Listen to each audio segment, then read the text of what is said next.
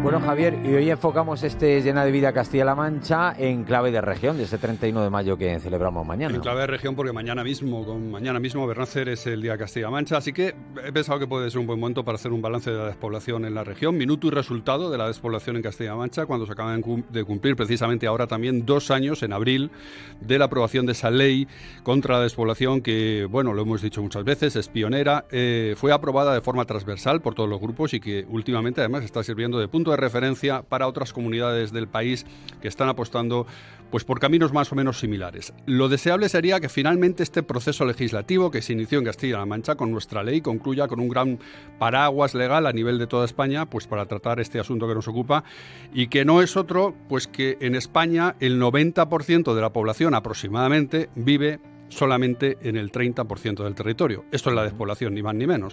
A nadie se le oculta que la despoblación no puede solucionarse solamente a golpe de ley, que hace falta una dinámica social de vuelta a los pueblos, que se está produciendo algo, pero un poco, escasamente para lo que hace falta, sobre todo a raíz de la pandemia, pero no es de forma suficiente, como digo, hay que volver más a los pueblos todavía y no se puede resolver a golpe de ley, pero hace falta un respaldo legal, eso también está claro, impulsado desde las administraciones, y Castilla-La Mancha pues ha tomado ahí la delantera y es un punto de referencia con nuestra ley contra la despoblación, que es pionera, que es transversal y que mañana, con motivo del Día de Castilla-La Mancha, pues seguramente también se volverá a hablar de la despoblación de nuestra región. Bueno, y queríamos hablar y hacer balance de todo esto con el comisionado para el reto demográfico. Jesús Alique, buenos días. Hola, muy buenos días. Bienvenido, como siempre, a Radio Castilla-La Mancha. Muchas gracias, encantado. Bueno, ¿cuál es el estado actual de este problema, de este reto en Castilla-La Mancha, como es el de la despoblación y el reto demográfico? Bueno, yo me gustaría destacar que somos una comunidad autónoma que en estos 40 años de autonomía hemos tenido un crecimiento poblacional muy significativo y somos casi 400.000 castellano-manchegos más que lo éramos hace 40 años, y eso significa que hemos tenido un incremento de un 24% de la población. Lo digo porque otras comunidades autónomas que sufren el fenómeno de la despoblación, que no es exclusivo de Castilla-La Mancha, como puede ser Castilla y León, Extremadura o Aragón, no han tenido crecimiento poblacional. Pero es verdad que ese crecimiento no ha sido igual en todas las partes del territorio, que ha estado más focalizado alrededor de las capitales, del corredor de Henares y de la Sagra, y bueno, pues hay amplias zonas rurales que sufren ese fenómeno de la despoblación, y por eso el Gobierno de Castilla-La Mancha, como se decía, de forma pionera, hemos aprobado una ley, la Ley de Medidas Económicas, Sociales y Tributarias frente a la despoblación, que además fue aprobada por unanimidad de todos los grupos políticos, que tiene ese carácter transversal precisamente para garantizar la igualdad de derechos y oportunidades de todas las personas con independencia del lugar donde se viva, ¿no? Esa ley, que digo es pionera, al mismo tiempo tiene una serie de novedades, como es la aplicación por primera vez en España y en Europa de una fiscalidad diferenciada para las personas que viven en estos territorios. Lo están comprobando ahora que se están haciendo la declaración de renta, ya es el segundo año consecutivo que se están beneficiando, y lo están viendo aquellos emprendedores o empresas que deciden ubicarse en estas zonas, que tienen un incremento de hasta un 40%, porque hay medidas de incentivación positiva para esos negocios. Jesús, se está comprobando efectivamente que hay una cierta tendencia a ralentizar el decrecimiento, o por lo menos incluso con datos positivos, como estás anunciando. Pero esto ¿tiene que ver con la pandemia, con lo que se originó en todo el país a raíz de la pandemia, o puede ser una tendencia que se consolide? Bueno, evidentemente yo creo que la mirada hacia el mundo rural desde la pandemia es diferente. Parece que muchas personas han descubierto el mundo rural a partir de ese momento, digo, de los urbanitas, ¿no?, de la gente de las ciudades, y es verdad que hoy las ciudades pues hay contaminación, hay ruido, hay desigualdad, y es verdad que todas estas cosas no las ofrece el mundo rural, al contrario, son ventajas, pero además ventajas que tienen que ver no solo con el medio ambiente y con la calidad de vida, sino también con esas ventajas fiscales que decía anteriormente, y esas ventajas de medidas de incentivación positiva para el emprendimiento. Hemos hecho un esfuerzo muy importante. En el año 2015, cuando Emiliano García Paje accedió al gobierno, solo 5 localidades de Castilla-La Mancha tenían fibra óptica.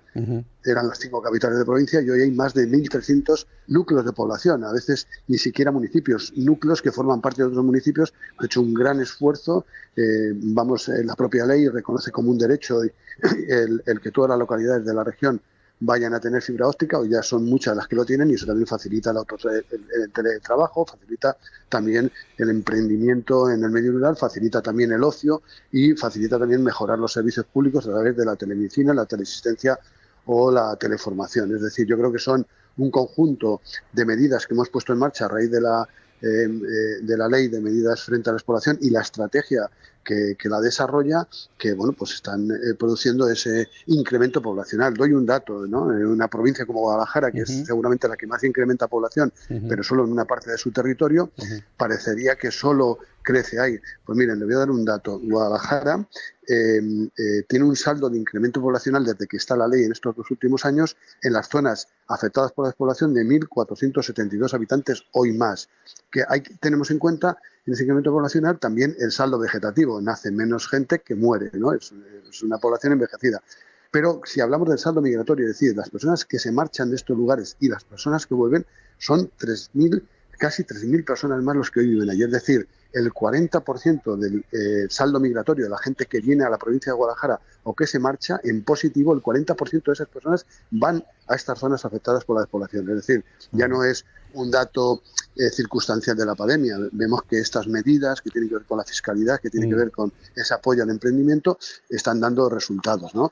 Nosotros siempre decimos que lo importante, y ese es el principal objetivo de la ley, de la estrategia, es que la gente viva mejor en nuestros pueblos. Si tú vives mejor en el pueblo, otro puede venir. Aquí no se trata de otra cosa más que eso, que se den las condiciones para que la gente viva donde quiera. Y si se dan esas condiciones, la gente no se marchará de los pueblos y otros podrán venir. Estás hablando de Guadalajara, Jesús, que es una comunidad que te pilla muy de cerca. Pero claro, Guadalajara tiene el problema del corredor de Henares, entre comillas el problema, porque es un gran foco de desarrollo para Guadalajara, es un gran punto de riqueza, pero ese corredor de Henares lo que hace es que sube la media de los datos de Guadalajara y eso provoca que Guadalajara no esté dentro de la Unión Europea, dentro de las provincias de atención preferente por despoblación, como sí que lo están Cuenca, Soria y Teruel. ¿Eso podría cambiarse en estos próximos años de este nuevo ciclo que comienza? Bueno, yo creo que Castilla-La Mancha está obrando con el ejemplo, ¿no? Somos el único territorio de Europa, la única región, por tanto no solo también de España, sino de Europa, que hemos delimitado las zonas que están afectadas por la despoblación para que se puedan aplicar medidas de incentivación positiva, tanto fiscales como medidas de apoyo económico y social, ¿no? Y es lo que hemos reclamado, lo que reclamó el presidente de Castilla-La Mancha, Emiliano García Paje, a final del año pasado, en diciembre, donde consiguió que por primera vez en el Comité de las Regiones de Europa, todas las regiones de Europa aprobasen que hay que instar a la Comisión Europea a bajar por debajo del ámbito provincial, porque esto no va de provincias, esto no va de municipios, esto va de territorios que sufren el fenómeno de la despoblación. Y hay muchas provincias que lo sufren, Guadalajara, pero también Albacete, también Ciudad Real, también Toledo y otras provincias de España, ¿no? Y yo creo que ese debate ya se ha abierto en la Unión Europea y espero que más pronto que tarde pues podamos ver que efectivamente se baja por debajo del límite provincial y territorios que tienen un problema afectado por la despoblación tienen un tratamiento también diferencial y positivo por parte de la Unión Europea. Se acaban de celebrar las autonómicas y municipales, ahora se anuncian las generales para el 23 de julio. ¿Qué podemos esperar de este nuevo ciclo político en lo referente a la despoblación? Bueno, pues yo creo que Castilla-La Mancha está de enhorabuena, ¿no? Porque somos respecto bueno, de enhorabuena en general, pero en particular sobre el tema de la lucha frente a la despoblación, porque si hay un gobierno que ha apostado en esta línea y que ha legislado y que tiene una estrategia específicamente para ella y que sirve de modelo y de referencia para otras partes de España y de Europa, es el que lidera el presidente Emiliano García Paje, ¿no? Por tanto, seguiremos en esta línea, aplicando la estrategia de desarrollo de la ley y desde luego revisando todas esas medidas y actualizándolas para que sirvan efectivamente para mejorar la condición de vida de las personas que viven en el medio rural y facilitar que otras personas que no viviendo en el medio rural puedan también introducirse en este nuevo mundo, ¿no? Que es el vivir con calidad de vida y con ventajas económicas y sociales como hoy tienen nuestros pueblos, ¿no? La verdad es que sí que es verdad, Bernácer, que en los ambientes así de tanta gente, ¿no?, que se está moviendo alrededor del problema que tenemos en toda España con la despoblación, sí que es verdad que se habla siempre de Castilla-La Mancha como punto de referencia y como los que a nivel de gobierno, a nivel legislativo, se han convertido un poco en la punta de lanza en la lucha contra la despoblación. No sé si se puede vislumbrar, claro, ahora puede haber un cambio en el gobierno de España o no, dependiendo de lo que pase en julio, pero no sé si se puede vislumbrar una ley, un paraguas que contemple todo el problema a nivel estatal, tomando como referencia también esta ley pionera en Castilla-La Mancha. Sí.